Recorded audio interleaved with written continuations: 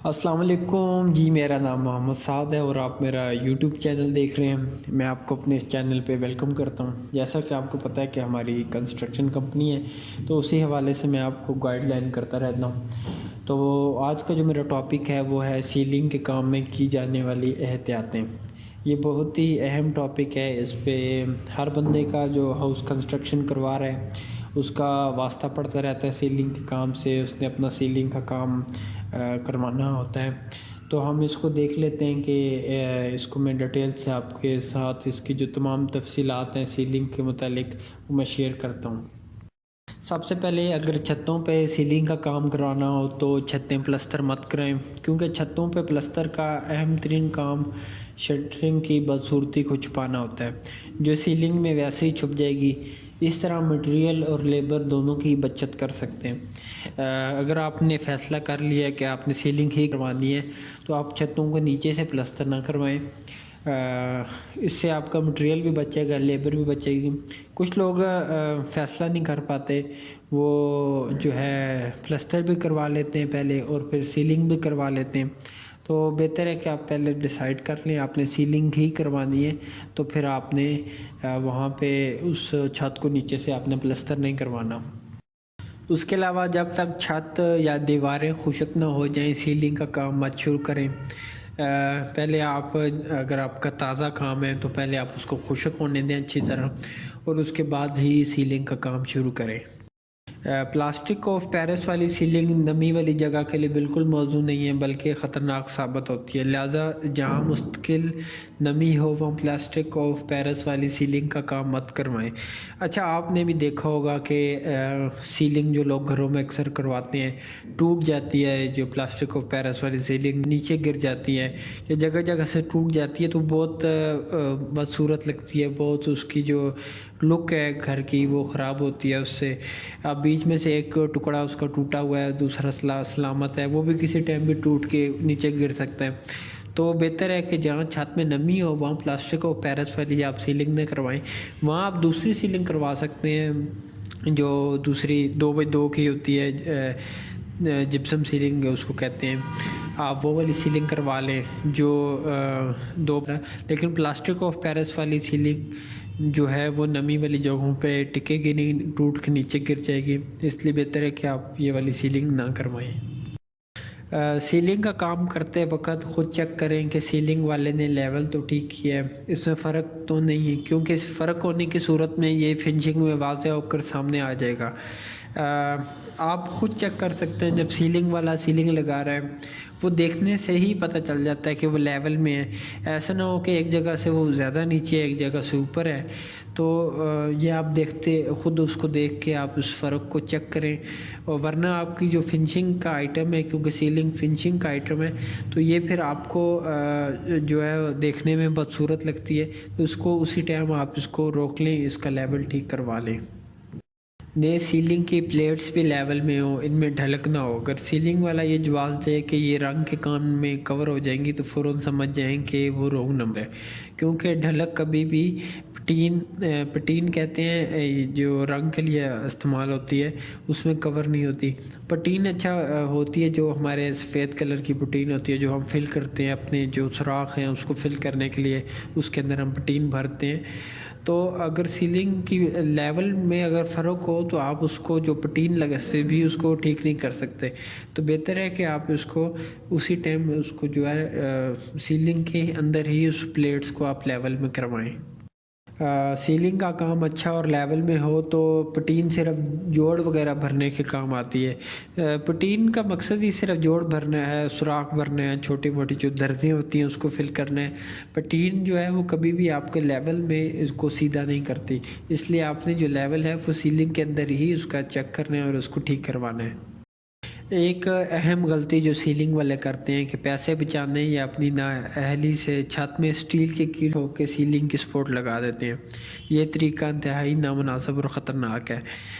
اچھا، یہ آپ کی جو دوسری سیلنگ ہوتی ہے جو لٹک والی، جو نیچے آپ نے جال کے ساتھ پہلے آپ اس کے جو سیلنگ کا جو ہے چھت کے اندر لوگ کیل ٹھوکتے ہیں، اس کے ساتھ لوہے کی تاریں باندھ کے اس سے اس کی سپورٹ کرتے ہیں، ٹھیک ہے؟ یہ طریقہ غلط ہے۔ سمپل اگر کیل آپ نے اگر ٹھوکا ہے چھت کے اندر، تو وہ کیل کسی ٹائم بھی وہ نیچے اس کی جو اس پہ وزن آئے گا تو وہ اپنی جگہ چھوڑ دے گا اور وہ نیچے آ جائے گا، اور وہ پلیٹس ہیں جو وہ نیچے آ سکتی ہیں۔ اس لیے کیلوں سے آپ نے اس کو کبھی بھی سپورٹ نہیں دینی۔ سٹیل کا کیل وقتی طور پہ سیلنگ کی پلیٹس کو اٹھا لیتا ہے، لیکن بعد ازاں یہ کمزور ہو کر پلیٹس گرانے لگتا ہے۔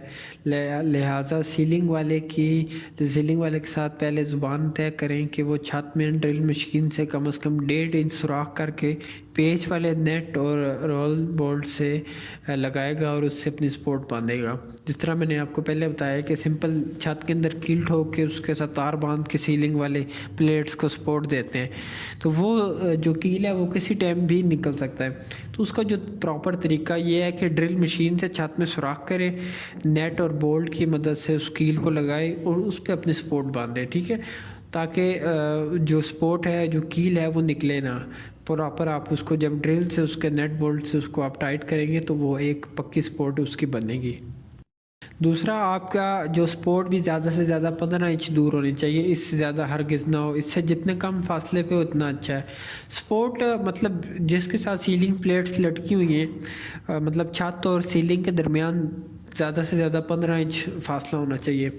اگر جتنا زیادہ فاصلہ ہوگا اتنا زیادہ اس کو لوڈ آئے گا، ٹھیک ہے، اس پہ، اور اتنا زیادہ وہ کیل پہ وزن پڑے گا، اس کو کیل کو نکلنے کا خطرہ ہے، اس کو گرنے کا خطرہ ہے۔ تو کم فاصلہ ہوگا چھت اور سیلنگ کے درمیان تو آپ کی جو سپورٹ ہے وہ مضبوط ہوگی، آپ کی سیلنگ کا جو مضبوطی ہوگی سیلنگ میں، تو 15 انچ تک جو ہے نارمل آپ اس کو سپورٹ چھت اور سیلنگ کے درمیان فاصلہ دے سکتے ہیں۔ ایک اہم مسئلہ جو سیلنگ کے کام کے بعد مالک اور سیلنگ ٹھیکیدار میں بنتا ہے وہ ہے پیمائش اور بل کا۔ اس پہ میں آپ کو ڈیٹیل سے بتا دیتا ہوں۔ سیلنگ میں مختلف قسم کے ڈیزائن ہوتے ہیں، تو سیلنگ والے ایک اصطلاح استعمال کرتے ہیں، ایک ٹرم یوز کرتے ہیں، پھیتا توڑنا۔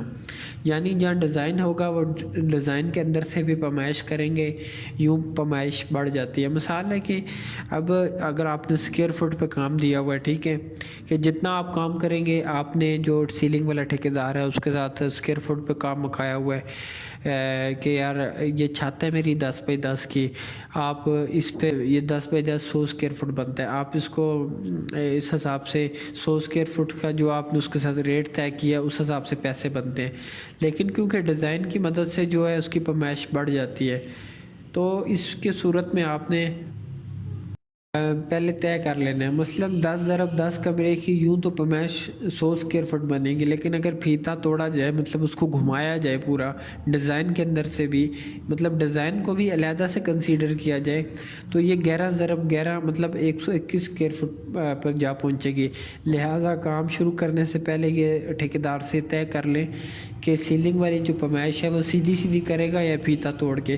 مطلب آپ یہ سمجھ لیں کہ ڈیزائن کو وہ بیچ میں شامل کرے گا پھیتے کے اندر، یا سمپل 10 بائی 10 کی چھت ہے تو 100 اسکوائر فٹ کی پیمائش لے گا۔ اگر آپ یہ چیز پہلے طے نہیں کریں گے تو مطلب آپ کے ذہن میں ہوگا کہ جی 100 اسکوائر فٹ کے حساب سے جو آپ نے ریٹ اس کے ساتھ طے کیا، آپ نے اس کو اس چیز کے پیسے دینے ہیں۔ لیکن یہ جب وہ پیمائش آپ کی ایک کمرے کی اب اس میں آپ کو 20-21 اسکوائر فٹ فرق آئے گا، تو جب آپ اس کو بڑے پیمانے پہ لے کے جائیں گے تو یہ کافی جو ہے اس کی پیمائش بڑھ جائے گی اور آپ کو اس کو زیادہ پیسے ادا کرنے پڑیں گے۔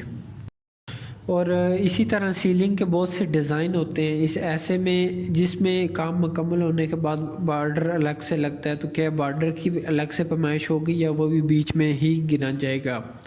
اچھا، آپ کا اگر سیلنگ کا ڈیزائن ایسا ہے کہ اوپر سیلنگ ہے، نیچے بارڈر گزرا ہے، کمرے کے چاروں کونوں پہ، چاروں سائڈوں پہ بارڈر گزار رہے ہیں آپ، 1 فٹ کا، 2 فٹ کا، 1.5 فٹ کا، تو کیا آپ اس کو یہ چیز پہلے ڈن کریں کہ کیا وہ صرف سیلنگ کے پیسے لے گا یا جو نیچے بارڈر اس نے بنایا ہے اس کے پیسے وہ علیحدہ سے چارج کرے گا؟ یہ چیز آپ اس کے ساتھ طے کریں گے تو بعد میں آپ کافی ساری پریشانی سے اس سے اور جھگڑے سے بچ سکتے ہیں۔ تو یہ تھی آج کی ویڈیو. اس ویڈیو کو بنانے میں میں نے Safdar and son Facebook page سے میں نے ہیلپ لی ہے. اور اس کے علاوہ ہم راولپنڈی اور اسلام آباد میں ڈیل کرتے ہیں کنسٹرکشن کو. اگر آپ اپنے ہاؤس میں بلڈنگ کنسٹرکشن، گھر کی کنسٹرکشن کے لیے ہم سے رابطہ کر سکتے ہیں، ہمارے آفس آ سکتے ہیں. اس کے علاوہ نیچے ڈسکرپشن میں نمبر ڈال رہا ہوں، کسی بھی قسم کا ٹیکنیکل ایشو ہے کنسٹرکشن کے متعلق تو آپ ہمیں کال کریں. اس ٹائم ہمارے اسلام آباد میں ہم کام کر رہے ہیں، ہمارے پاس پروجیکٹ ہیں، ہمارا گرین ایوینیو میں کام چل رہا ہے. آپ ہمارا کام دیکھنا چاہیں تو آپ ہماری سائٹ وزٹ کر سکتے ہیں. اور اس کے علاوہ اگر آپ پہلی دفعہ اس چینل پہ آئے ہیں تو اس کو سبسکرائب کر لیں. ویڈیو دیکھنے کے لیے آپ کا بہت شکریہ. اللہ حافظ.